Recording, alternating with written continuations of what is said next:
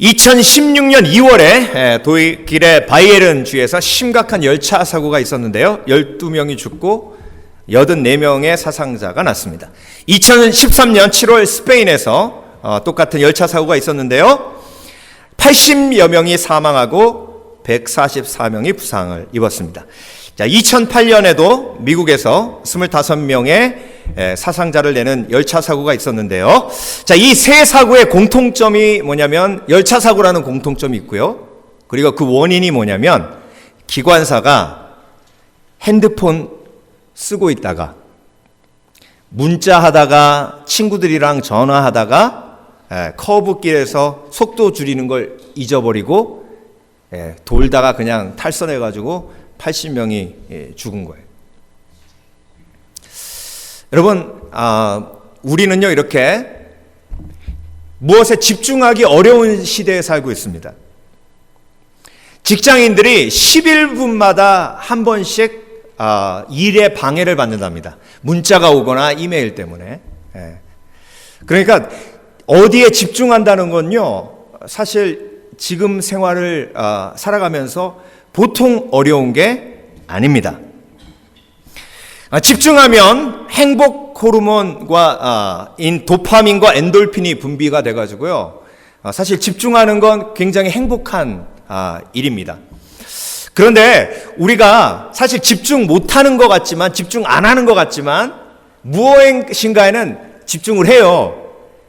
근데 그 시간에 집중해야 할 것을 집중 안 하고 다른 것을 집중하니까 문제인 거예요. 우리가 집중하는 것이 무엇인가에 대해서 결과가 달라지는데요. 학생이 공부에 집중하면 좋은 성적이라는 열매가 있지만 게임에 집중하면 성적도 떨어지지만 부모님과의 관계가 안 좋아져요. 그래서 여러분, 오늘 본문에 하나님의 말씀에 집중하지 못하고 사람의 말에 집중한 사람들의 이야기가 나옵니다. 그래서 사도 바울이 에베소 교회에 디모데를 남겨둔 거예요. 하나님의 말씀은 뭐죠? 믿음으로 구원받는 거예요. 그런데 에베소 교회에 거짓 선지자들이 와서 율법을 지켜야 구원을 받는다고 가르친 겁니다. 그러니까 여러분, 하나님의 말씀에 집중하면 구원이 이루어지지만 사람의 말에 집중하면 혼돈이 있고 헷갈림이 있는데요. 오늘 사람의 말에 집중한 결과를 사도 바울이 디모데에게 다시 한번 리마인드 해주며 너의 부르심이 무엇인가를 다시 한번 이야기하고 있는데 한번 보겠습니다. 신화와 끝없는 족보에 몰두하지 말게 하려 함이라. 신화는 뭐냐면 하나님의 말씀에 어긋난 인간의 상상으로 만들어낸 이야기예요. 그리고 족보란 이스라엘의 족보에 집중해서 선민의식으로 똘똘 뭉쳐있는 교만한 이스라엘 사람들의 모습이에요. 몰두하지 말게 하려 함이라. 이런 것은 믿음 안에 있는 하나님의 경륜을 이름보다 도리어 변론을 내는 것이라. 하나님의 말씀에 집중하지 않고 사람의 말에 신화에 집중하면 변론, 영어로는 controversy, 논쟁을 일으킨다는 거예요. 관계가 어그러진다는 겁니다. 그래서 여러분, 우리가 하나님이 정말 우리에게 주신 축복된 것에 집중하지 못하면 그때 어떤 일이 벌어져요? 관계가 어그러져요. 그리고 사람들이 이에서 벗어나 하나님의 말씀에 집중하지 못하고 하나님의 인도하심에 집중하지 못하면 탈선하는 거예요. 벗어나게 됩니다. 기차가 탈선하는 것처럼. 그리고 헛된 말에 빠져 하나님의 말씀에 집중하지 못하고 그 하나님의 인도하심에 집중하지 못하면 속아요. 속아 넘어갑니다. 그러니까 집중하지 못하는 것은 그것으로 그냥 끝나는 게 아니라 정말 어마어마한 인생의 고통으로 우리에게 다가오게 됩니다. 마치 기관사가 자기가 운전하는 기차에 집중하지 못하고 핸드폰에 집중했을 때 일어나는 일들과 똑같은 일이에요. 여러분, 사울이요 이스라엘의 왕이에요. 이스라엘의 왕은 뭐에 집중해야 돼요? 백성에게 집중해야 되죠. 그렇죠? 그런데 사울은 뭐에 집중했어요? 다윗에게 집중했어요. 다윗 저놈을 죽여야 돼 이렇게. 그러니 왕위도 날아가 버리고 나라도 위험에 처하는 겁니다. 여러분, 그래서 우리가 지금 무엇에 집중하고 있는지를 돌아볼 필요가 있습니다. 제대로 된 하나님께서 원하는 대로 우리가 집중하지 않으면 관계가 깨지고, 그리고 탈선하게 되고, 속게 되고, 그래서 행복하지 못한 삶이 되는 겁니다. 그래서 오늘 말씀을 보면 어떻게 하면 무엇에 집중해야 하는지 우리가 세 가지로 묵상하며 어떻게 집중된 삶을 살 것인가에 대해서 함께 말씀을 묵상해 보겠습니다. 자, 그러면 무엇에 집중해야 되는가? 당연히 첫 번째로 예수님의 말씀에 집중해야 되죠. 그렇죠? 예수님의 말씀에 집중해야 합니다. 내가 마게도냐로 갈 때에 너를 권하여 에베소에 머물라 한 것은 어떤 사람들을 명하여 다른 교훈을 가르치지 말며, 다른 교훈에 집중하게 돼서 그 다른 교훈에 집중한 사람들을 하나님의 말씀에 집중하도록 하기 위해서 디모데를 에베소 교회에 남겨두었다는 겁니다. 그래서 여러분, 지금 예배드리는 게 뭐냐면 세상에 살다가 정말로 하나님께 집중하지 못하고 다른 것에 집중한 내 마음을 하나님께로 다시 리포커스하는 과정이 예배예요. 그래서 여러분, 예배를 통해서 다시 한번 하나님께 집중하시는, 말씀에 집중하시는 지혜가 있으시길 주의 이름으로 축원합니다. 리포커스. 그래서 이 말씀에 집중하는 그 과정에 대해서 아주 잘 이야기하고 있는 게 베드로가 무리를 걷는 이야기예요. 자, 풍랑이 일었습니다. 풍랑이 일어가지고 다 죽게 생겼어요.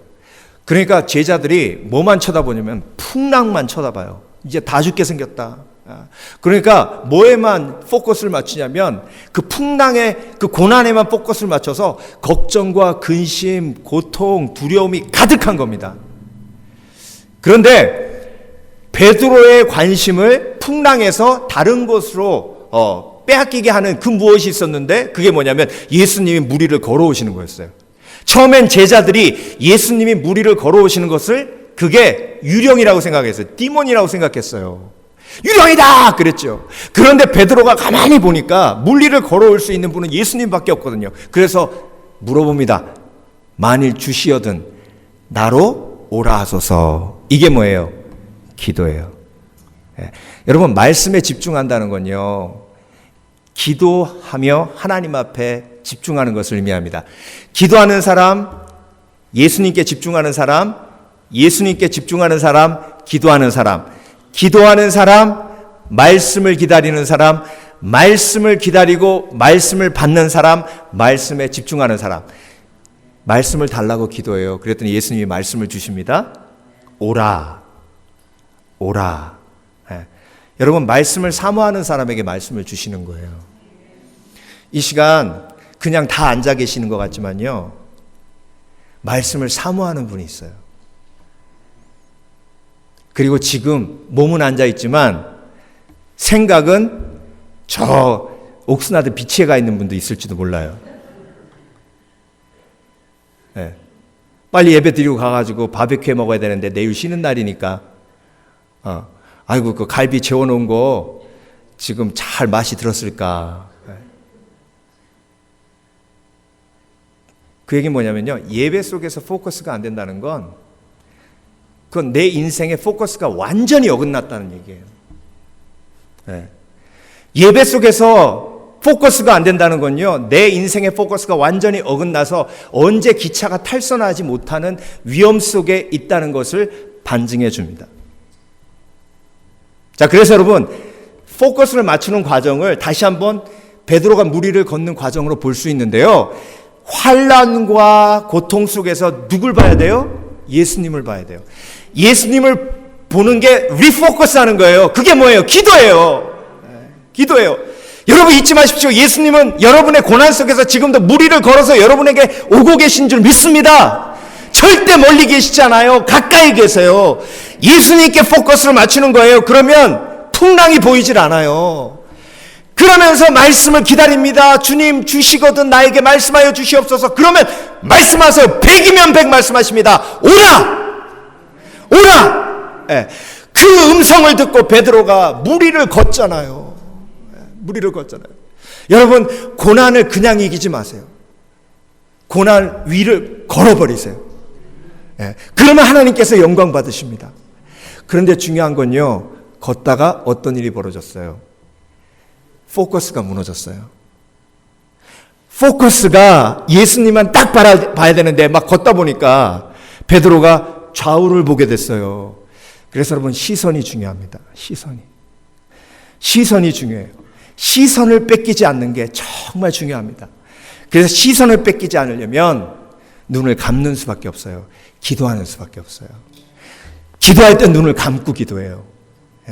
눈을 감고 기도할 때 내 시선이 예수 그리스도를 향하는 줄 믿습니다. 그래서 기도하지 않는 크리스찬은요, 크리스찬도 아니에요. 어떻게 크리스찬인데 기도를 안 합니까? 어떻게 크리스찬인데 영적인 것을 아는데 기도를 안 합니까? 정말 기도하는 사람만이 포커스를 온전히 예수님께 맞출 수 있어요. 예수님께 포커스를 맞추고 가다가 때로는 풍랑을 볼 수밖에 없어요. 왜? 항상 눈을 감고 갈 수는 없잖아요. 물에 빠져요. 그런데 예수님께서 손을 잡아 일으켜 주십니다. 그리고 정확하게 예수님이 깨닫게 해주세요. 네가 왜 물에 빠졌는지, 왜 물에 빠졌는지 뭐라고 하셨어요? 믿음이 없는 자여 왜 의심하였느냐. 그 얘기는 뭐냐요? 왜 포커스가 흐려졌느냐 하는 뜻이에요. 여러분, 인생을 살면서 예수님에게 포커스 100% 주고 살아가는 게 얼마나 힘든지 아시죠? 그래서 저와 여러분은 매일 물에 빠져요. 근데 중요한 건 물에 빠져서 다시 건짐을 받을 때 내가 왜 물에 빠졌는지를 알고 건짐을 받아야 또 물에 안 빠지죠. 텍스트 문자 하다가 사고 일으킨 기관사가 텍스트 보았기 때문에 사고 났다는 걸 인정해야죠. 그래야 다음엔 또 그런 사고가 일어나지 않죠. 그런데 포커스가 흐려져서 물에 빠졌음에도 불구하고 다른 사람을 블레임하면 그러면 그 사람에게는 인생에 소망이 없는 거예요. 여러분, 인생을 돌아보십시오. 내가 왜 물에 빠졌나? 그 사람 때문에, 그 사람이 나한테 욕해서 그 사람을 나한테 사기쳐서 내가 빠진 게 아니에요. 내가 예수님에게 포커스를 잃었기 때문에 내가 물에 빠진 거예요. 그러면 그 사람이 변화될 때까지 기다리실 거예요? 아니에요. 내가 예수님께 리포커스하면 그 문제는 해결돼요. 네. 그래서 여러분, 정말 예수님 앞에 포커스를 맞추는 과정은요, 물에 빠졌다 건지심 받고 그 이유를 깨닫고, 물에 빠졌는데 다시 건지심 받고 그 이유를 깨닫고, 아, 내가 예수님 앞에 포커스 못해서 물에 빠졌구나. 그래서 여러분, 예수님을 집중한다는 것은 아까 말씀드린 것처럼 오라라는 음성을 듣고 말씀을 묵상하는 것이고, 기도하는 것이고, 예수님께 가까이 가는 예배인 줄 믿습니다.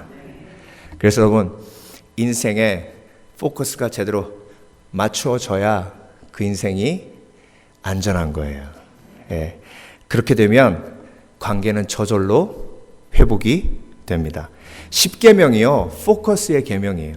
하나님과의 관계에 포커스를 맞추면 부모님과의 관계가 회복되고 이웃과의 관계가 회복된다는 말씀이에요.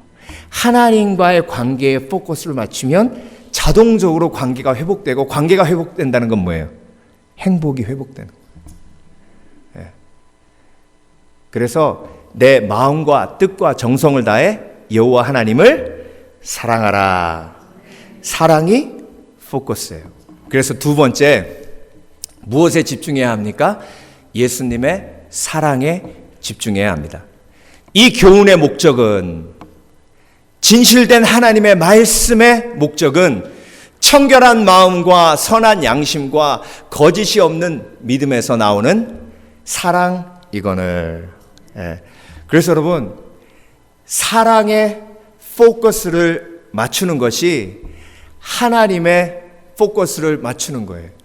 하나님의 말씀에 포커스를 맞추면 하나님의 사랑에 포커스를 맞출 수밖에 없어요. 그런데 거짓 선지자들은요, 하나님의 사랑의 포커스가 맞춰진 게 아니라 율법의 포커스가 맞춰진 거예요.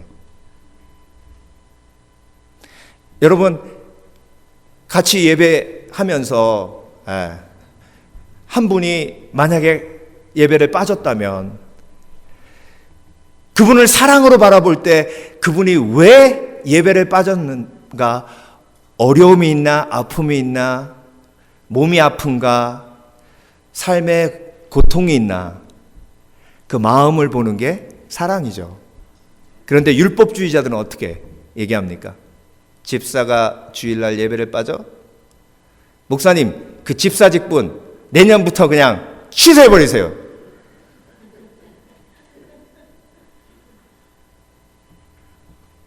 이게 뭐가 포커스되어 있는지 모르는 거예요.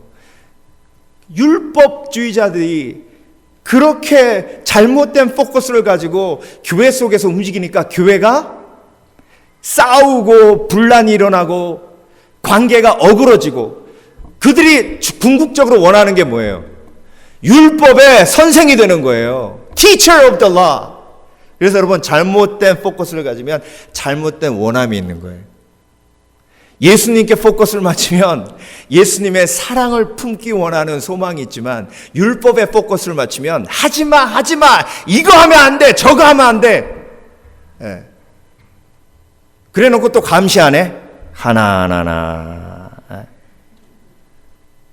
그게 얼마나 잘못된 포커스의 신앙생활인지.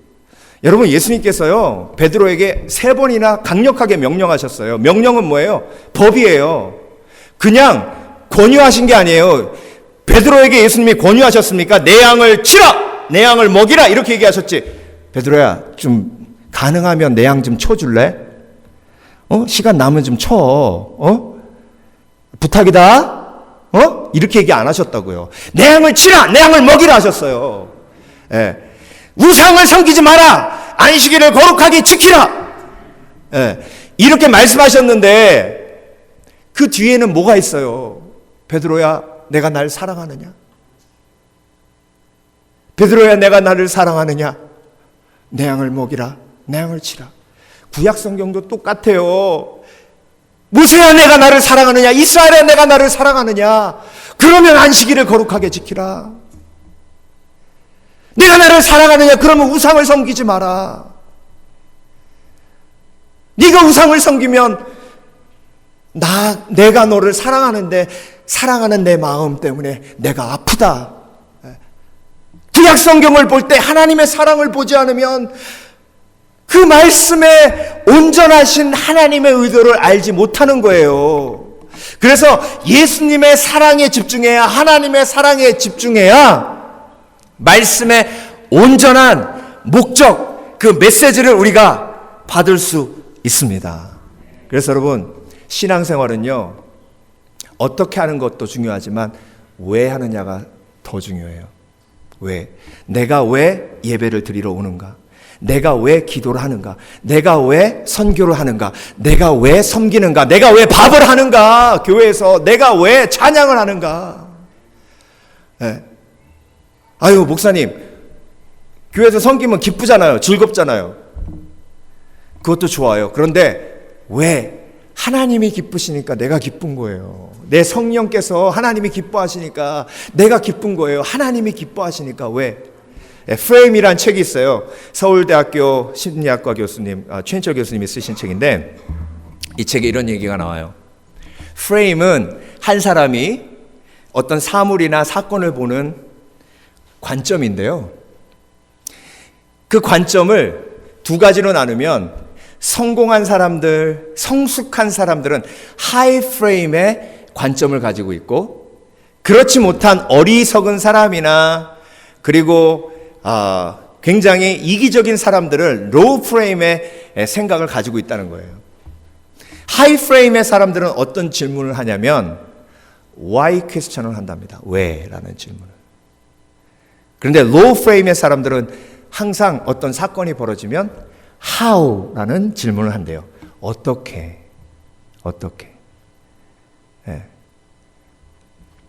그래서 교회 건축을 해야 된다. 그러면 하이 프레임의 사람들은 왜? 라는 질문을 합니다. 근데 로우 프레임의 사람들은 how? 어떻게 한대요? 어떻게? 그래서 여러분, 하이프레임의 사람들은 why 퀘스천을 항상 잊지 않아요. 포커스, 뭐에 포커스를 맞추는 거예요? 마음의 포커스를 맞추는 겁니다. 내가 왜 그 사람을 사랑해야 하고, 내가 왜 섬겨야 하고, 하나님의 사랑 때문에 내가 그렇게 섬겨야 됨을 아는 그 포커스를 잊지 않아요. 내가 왜 오늘도 교회 가야 돼? 피곤해 죽겠는데. 하나님이 기뻐하시니까. 하나님은요, 저와 여러분에게 포커스 하세요. 오죽하면 우리 머리털 숫자까지 세신다고 하셨겠어요. 저는요, 제 아내를 너무 사랑하지만 머리털 숫자가 몇 개인지 몰라요. 전혀 모릅니다. 하나님은 시편 139편에 우리의 앉고 일어섬도 하시고, 우리의 모든 생각을 감찰하신대요. 모든 생각을 다 하신대요. 하나님이 얼마나 우리에게 포커스를 맞추고 계신지. 그러니까 내가 사랑하는 하나님께 내가 상처 입히는 건 뭐예요? 포커스가 흐려질 때 상처 입혀요. 그래서 아내하고 처음 데이트할 때 집사람이 이렇게 지나가다가 저기 저 이쁜 여자 봤어? 그래요. 그래서 뭣도 모르고 봤어. 그랬더니 그 다음부터 분위기가 좀 이상해지더라고요. 나중에 조금 이제 성숙해진 다음에는 저기 이쁜 여자 봤어? 어디 이쁜 여자가 있어? 어디 이쁜 여자가 있어? 그 얘기 뭐냐면 당신보다 이쁜 여자가 어딨냐고, 뭐 이런 의미죠. 그렇죠? 그러니까 그게 포커스예요. 내가 사랑하는 사람의 포커스가 흐려질 때 상처받는 거예요. 그래서 여러분, 포커스 자체가 사랑이에요. 그 포커스를 회복하려면 하나님이 나를 포커스하고 계시는 그 사랑이 내게 믿겨져야 그 하나님의 사랑을 내 마음에 담아 사람에게 포커스할 수 있는 지혜가 생깁니다. 제가 예수 믿고 제일 달라진 게 뭔지 아세요? 한 사람의 이야기를 들을 때 그 사람에게 집중하고 포커스하는 거예요. 그 사람의 눈을 바라보며 그 사람의 마음속에 있는 아픔을 들여다볼 수 있도록 하나님이 도와달라고 기도하며 그를 바라보는 것. 그게 관계의 키입니다. 그런데 그 포커스가 흐려지면 관계가 다 어그러져요. 다큐멘터리 프로그램 중에 세븐이라는 프로그램이 있는데요. 제가 설교 준비하면서 이제 자료를 찾다가 그 제목이 눈에 딱 들어왔어요.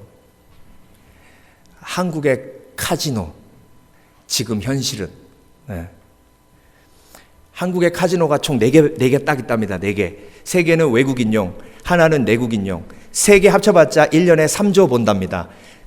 내국인용 정성 카지노, 태백에 있는 그거 하나에 1년에 6조가 나온답니다.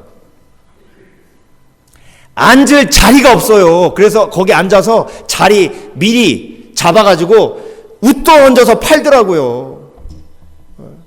자리는 3만 명인데 거의 맨날 6만 명이 온대요. 그런데 거기서 돈 다 잃고 그 주위에서 쪽방에서 아주 비참하게 살아가는 사람들의 모습을 기자가 카메라에 담았어요. 거의 다 모자이크 처리했습니다. 어떤 60세 넘으신, 요즘은 60세 넘으시면 아저씨예요. 아저씨가 기자하고 인터뷰하는데 뭐라 그러시냐면, 얼마나 여기서 날리셨어요? 그랬더니 130억. 기자가 못 믿고, 정말이요? 제가 조그마한 중소기업을 운영하고 있었습니다. 아파트까지 다 날렸습니다. 그럼 왜 여기 계세요? 여길 떠나면 회복할 수가 없을 것 같아서 본전 생각나서 여기 있다는 거예요. 딸에게 전화를 했습니다. 그 인터뷰가 그대로 다큐멘터리에 나와요. 전화 딱 하니까 딸이 전화 받으면서 여보세요? 아빠다. 그러니까 갑자기 너 아빠가 반갑지도 않니? 아빠 왜 전화했어? 전화하지 말라 그랬잖아. 나 아빠 없는 셈 치고 살아간다 그랬잖아. 왜 전화했어? 그래도 내가 3년 만에 전화했는데 아빠한테 그게 할 소리냐? 내가 오죽하면 아빠한테 이러겠어. 연락하지 마. 난 아빠가 없어. 그래, 끊으마. 끊어. 네. 그리고 끝났어요. 그러면서 뭐라 그러는지 아세요? 아무리 그래도 그렇지. 지아 예배한테 이렇게. 예.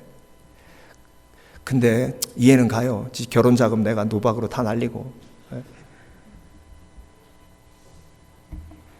근데 아직 나는 딸을 사랑합니다. 마음으로 사랑하면 뭐하냐고요. 도박에 포커스가 맞춰져 있는데, 거기에 포커스가 맞춰졌는데 아무리 사랑한다고 해봤자 그 마음이 전달이 안 되는 거예요.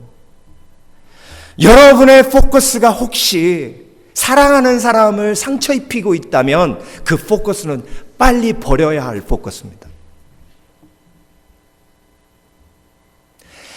그 포커스를 버리려면 노력으로 되지 않아요. 온전한 거룩한 포커스가 회복이 되어야, 그래야 내 삶이 정돈이 됩니다. 여러분, 복음에 목숨을 던진 사람들은 모든 사람들과의 관계가 회복되는 은혜를 경험합니다. 그게 왜 그러냐면 하나님께 포커스를 맞추면 그 포커스가 치유하고 회복하는 기적을 삶 속에서 일으키기 때문에 그래요. 예.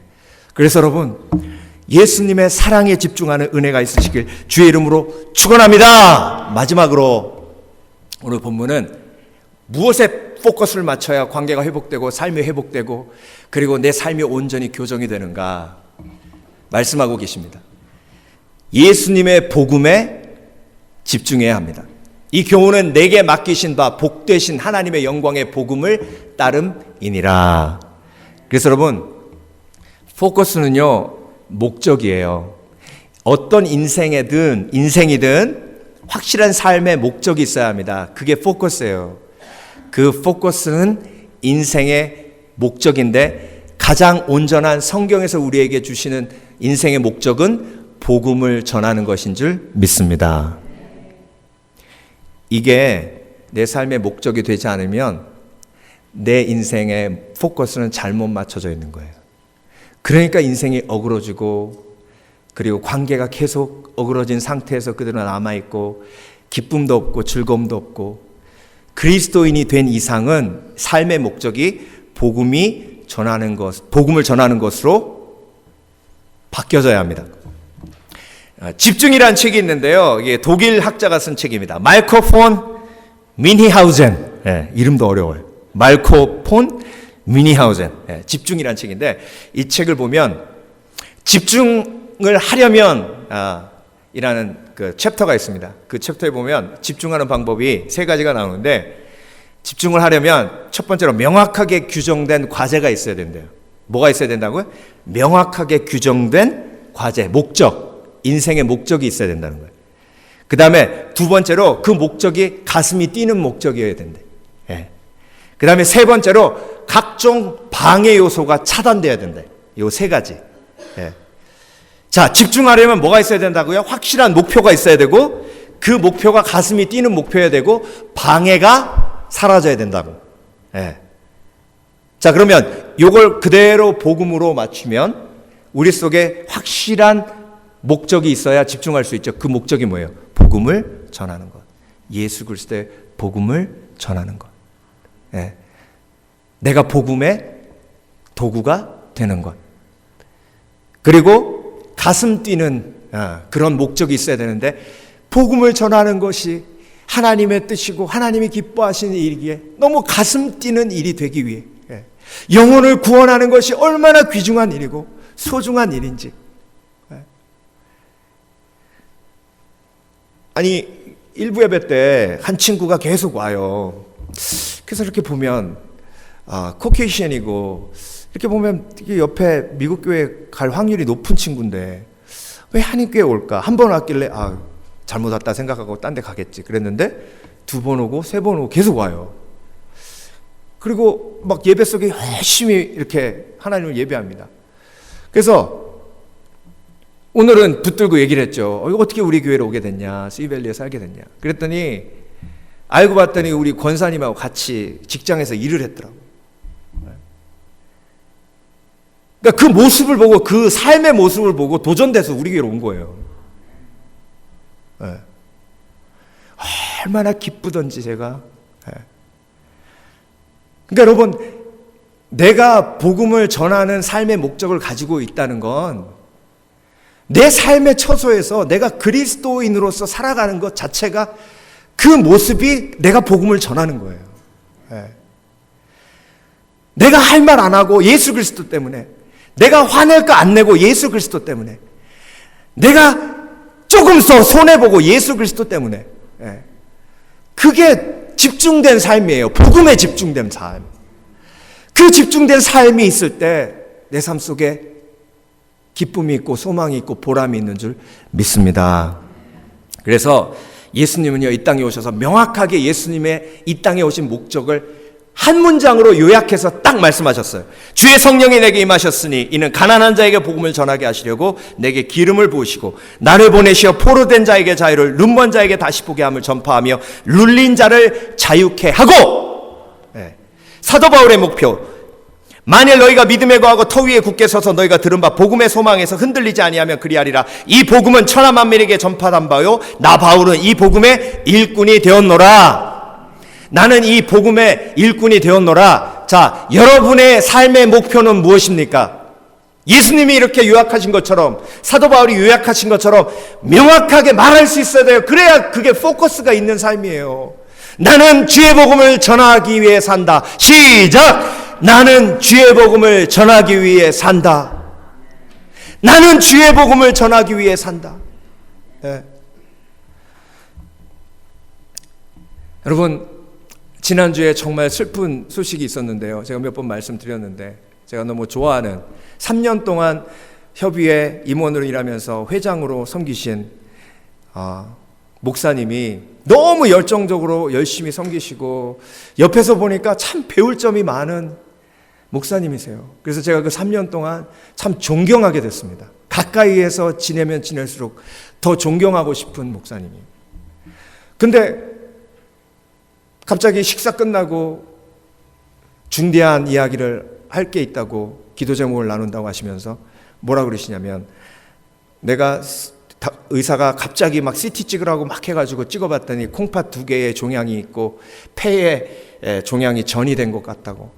내일 스페셜리스트를 만나는데 여러분 기도해달라고. 스페셜리스트 만나서 텍스트가 왔는데, 한쪽 콩팥에는 이미 뿌리가 깊어져서 전체로 퍼졌고, 왼쪽은 뿌리까지 내리진 않았는데 수술할 수 없는 상태고, 폐에 전이 되고 조직 검사해야 되는데 뼈까지 전이 됐는지 봐야 하고, 그리고 콩팥에 암이 생기면 뇌에도 전이 될 확률이 높기 때문에 뇌 MRI도 찍어야 된다. 사기라 수술할 수 없고 이제 약물 치료밖에 남은 게 없다. 근데 그 텍스트 맨 마지막에 뭐라고 나와 있냐면, 10월 달에 선교도 가야 하고 11월 달에 부흥회도 가야 하는데 하나님의 은혜로 하나님께서 허락하시면 암을 달고 사역할 수 있도록 해주시겠죠. 그 상황 속에서도 이 목사님은 복음 전할 생각만 하고 계시더라고요. 제가 개인적으로 만나면 맨날 자랑하시는 게 그거였어요. 내가 아프리카 갔는데 누구한테 복음 전했고, 그 친구가 예수 믿어서 그 가족이 어떻게 됐고. 네.